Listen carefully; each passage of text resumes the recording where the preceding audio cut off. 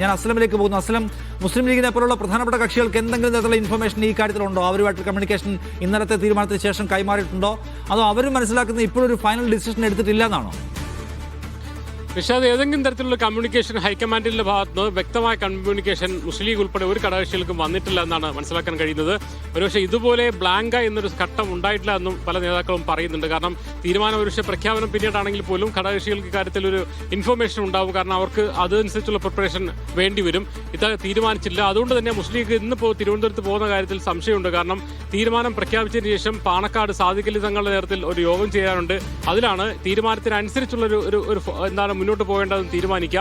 അതിനനുസരിച്ചുമായിരിക്കും ശരിക്കും അവർ തിരുവനന്തപുരത്ത് പോകുന്ന കാര്യത്തിൽ പോലും തീരുമാനമെടുക്കുക. വൈകിട്ട് പോകാനൊക്കെ ടിക്കറ്റ് എടുത്തിട്ടുണ്ടെങ്കിൽ പോലും തീരുമാനം വൈകുകയാണെങ്കിൽ അതനുസരിച്ച് നേതൃയോഗം വൈകും. നേതൃയോഗത്തിൽ തീരുമാനം അനുസരിച്ചായിരിക്കും മുന്നോട്ട് പോകുന്നത്. എന്ന് പറഞ്ഞാൽ ഒരു കൃത്യമായ വ്യക്തമായ ഒരു അറിവ് അവർക്കും ഇൻഫർമേഷനും അവരുടെ ഭാഗത്തും അവർക്കും ലഭിച്ചില്ല എന്നുള്ളതാണ് അവരും ഇങ്ങനെ നിൽക്കുന്നത്. അവർ വി.ഡി. സതീശൻ നിലപാടിൽ നിന്നും മാറിയിട്ടില്ല, അതിൽ ഉറച്ചു നിൽക്കുന്നു. അത് തന്നെയാണ് അവർ പ്രതീക്ഷിക്കുന്ന ഫലവും.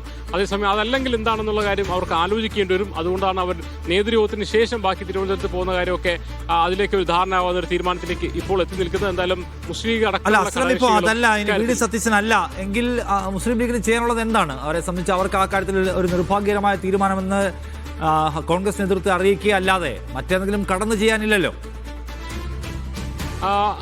രണ്ടഭിപ്രായം ഇക്കാര്യത്തിൽ പറയുന്നുണ്ട്. സ്വാഭാവികമായിട്ടും ഈ ഭരണഘടനാപരമായ അല്ലെങ്കിൽ ഒരു ഉത്തരവാദിത്വ നടത്തിൽ തന്നെ പാർട്ടിക്ക് അതിൽ മന്ത്രിസഭയുടെ ഭാഗമായി നിന്നുകൊണ്ട് അതേസമയം തന്നെ തങ്ങളുടെ നിലപാടിൽ കർക്കശമായി നിന്നുകൊണ്ട് മുന്നോട്ട് പോകേണ്ടി ഒരു കുറച്ച് സമയമെങ്കിലും എന്ന് പറയുന്നവരുണ്ട്. അതേസമയം തന്നെ അങ്ങനെയല്ല, മന്ത്രിസഭയിൽ നിന്നും മാറി നിൽക്കണമെന്ന് ആദ്യഘട്ടത്തിൽ മാറി നിൽക്കണമെന്ന് അഭിപ്രായം പറയുന്ന ആൾക്കാരെ കൊണ്ട് തന്നെയും ഉണ്ട്. പക്ഷേ അതിലൊരു തീരുമാനം തീർച്ചയായിട്ടും ലീഗിന്റെ ഒരു പൊതുവായ സ്വഭാവം വെച്ച് എടുക്കേണ്ടി വരും. അത് എടുക്കുകയാണെങ്കിൽ ഒരു പക്ഷേ മുന്നോട്ട് സഹകരിക്കാൻ തന്നെയായിരിക്കും തീരുമാനം. അവർ പറയുന്നൊരു കാര്യം, ഒരു തീരുമാനം വരാതിരിക്കുക, അതിന്റെ അത്ര ഒരു ഹൈപ്പോത്തറ്റിക്കലായ കാര്യത്തിലേക്ക് ഇപ്പോൾ നമ്മൾ പോകേണ്ടതില്ലല്ലോ എന്നാണ് ഇന്നത്തെ യോഗത്തിൽ തന്നെ നേതാക്കൾ പറഞ്ഞത്. അതുകൊണ്ട് തീരുമാനം വരട്ടെ.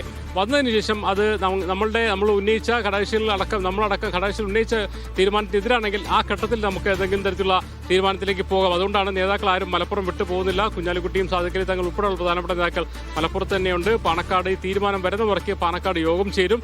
അതിനുശേഷം തീരുമാനിക്കും. എന്തായാലും കടുത്ത തീരുമാനത്തില്ല എന്ന് പറയാൻ പോലും ഘടകകക്ഷികളെ പൂർണ്ണമായി അവഗണിച്ചൊരു തീരുമാനത്തിലേക്ക് വരുമ്പോൾ അത്ര എളുപ്പത്തിൽ ആ കാര്യങ്ങൾ അങ്ങ് വിട്ടുകൊടുക്കുക എന്ന് പറയുന്നതും ലീഗിനെ സംബന്ധിച്ചോളം ഒരു അംഗീകരിക്കാൻ കഴിയുന്ന നിലപാടല്ല. അതുകൊണ്ട് തന്നെ കുറച്ച് സമയം ആ കാര്യത്തിൽ ആശയക്കുഴപ്പങ്ങളും അല്ലെങ്കിൽ കുറച്ച് ഡിലേ ഉണ്ടാവുന്ന കാര്യത്തിൽ ഒരു സംശയവുമില്ല.